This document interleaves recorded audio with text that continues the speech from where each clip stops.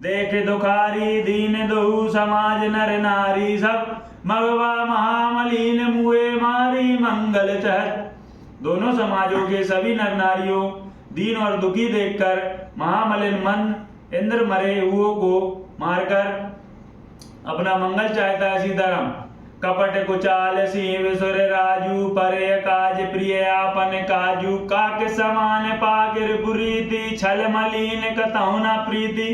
देवराज इंद्र कपट और कुचाल की सीमा है, उसे पराई हानि और अपना लाभ ही प्रिय है। इंद्र की रीति कौए के समान है, वह छली और मलिन मन है, उसका कहीं किसी पर विश्वास नहीं है। सीताराम प्रथम को मत करे कपट सकेला सो चाट सब के सिर मेला सुर माया सब लोग विमोहे राम प्रेम अतिशय न बिचोहे। पहले तो कुमत बुरा विचार करके कपट को बटोरा, अनेक प्रकार के कपट का साज सजा, फिर वह कपट जनित उचाट सबके सिर पर डाल दिया, फिर देव माया से सब लोगों को विशेष रूप से मोहित कर दिया, किंतु श्री रामचंद्र जी के प्रेम से उनका अत्यंत विचोय नहीं हुआ, अर्थात उनका श्री राम जी के प्रति प्रेम कुछ तो बना ही रहा। सीताराम भय चाट बस मन धर नाही छन मन रुचि छन सदन सोहाई दुविध मनोगति प्रजा दुखारी सरत सिंधु संगम जनवारी। भय और उचाट के बस किसी का मन स्थिर नहीं है, क्षण में उनकी वन में रहने की इच्छा होती है और क्षण में उन्हें घर अच्छे लगने लगते हैं। मन की इस प्रकार की दुविधामय स्थिति से प्रजा दुखी हो रही है, मानो नदी और समुद्र के संगम का जल क्षुब्ध हो रहा हो। जैसे नदी और समुद्र के संगम का जल स्थिर नहीं रहता, कभी इधर आता है कभी और कभी उधर जाता है, उसी प्रकार की दशा प्रजा के मन की हो गई है। सीताराम दुचित कथाओं पर तो सुन लहें एक एक सन मरम न कहें लकही हस कह कृपा निदानु सरस स्वान मगवान जुबानु। चित्त दो तरफा हो जाने से वे कहीं संतोष नहीं पाते और एक दूसरे से अपना मर्म भी नहीं कहते। कृपा निदान श्री रामचंद्र जी है दशा देखकर हृदय में हंसकर कहने लगे, कुत्ता इंद्र और नव युवक कामी पुरुष एक सरीके एक ही स्वभाव के हैं।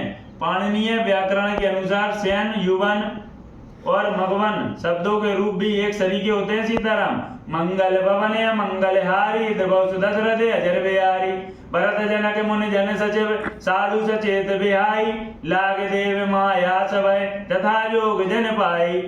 भरत जी जनक जी मुनिजन मंत्री और ज्ञानी साधु संतों को छोड़कर अन्य सभी पर जिस मनुष्य को जिस योग जिस प्रकृति और जिस स्थिति का पाया उस पर वैसे ही देव माया लग गई। सीताराम कृपा सिंधु लखे लोग दुखारे निज सने सुर पद छल बारे सवाराव गुर महेश्वर मंत्री भरत भगत सब के मति जंत्री। कृपा सिंधु श्री रामचंद्र जी ने लोगों को अपने स्नेह और देवराज इंद्र के भारी छल से दुखी देखा। सभा राजा जनक गुरु ब्राह्मण और मंत्री आदि सभी की बुद्धि को भरत जी की भक्ति ने कीन लिया। सीताराम राम है चितवत चित्र लिखे से सकुचत बोलत बचन सिखे से भरत प्रीति नत बिनय बड़ाई सुनत सुखद बरनत कठिनाई। सब लोग चित्र लिखे से श्री रामचंद्र जी की ओर देख रहे हैं, सच्चाते हुए सिखाए हुए से वचन बोलते हैं। भरत जी की प्रीति नम्रता विनय और बड़ाई सुनने में सुख देने वाली है, पर उसके वर्णन करने में कठिनता है। सीताराम जास लोग भगत लवलेसु प्रेम मगन मुनि घन मिथलेसु महिमा तास कहे कि मैं तुलसी भगत सुभाए सुमति ही हुलसी। जिनकी भक्ति का लवलेश देखकर मुनिगण और मिथिलेश्वर जनक जी प्रेम में मगन हो गए, उन भरत जी की महिमा तुलसीदास जी कैसे कहें। उनकी भक्ति और सुंदर भाव से कवि के हृदय में सुबुद्धि उलट रही है, विकसित हो रही है। सीताराम आप छोट महिमा बढ़ जानी कवि कुल कानी मान सक चानी कह ना सकत गुण रुचि अधिकाई मति गति बाल बचन की नाई। परंतु वह बुद्धि अपनों के छोटी और भरत जी की महिमा को बड़ी जानकर कभी परंपरा की मर्यादा को मानकर सच्चा गई, उसका वर्णन करने का साहस नहीं कर सकी। उसकी गुणों में रुचि तो बहुत है पर उन्हें कह नहीं सकती।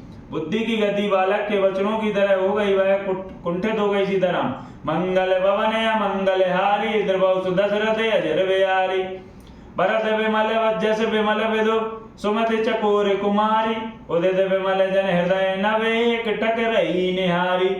भरत जी का निर्मल यश निर्मल चंद्रमा है और कवि की सुबुद्धि चकोरी है, जो भक्तों के हृदय रूपी निर्मल आकाश में उस चंद्रमा को उदित देखकर उसकी ओर टकटकी लगाए देखती ही रह गई है। तब उसका वर्णन कौन करे। सीताराम भरत सुबाहु न सुगम निगमहु लघुमति चापलता कवि छमहु कह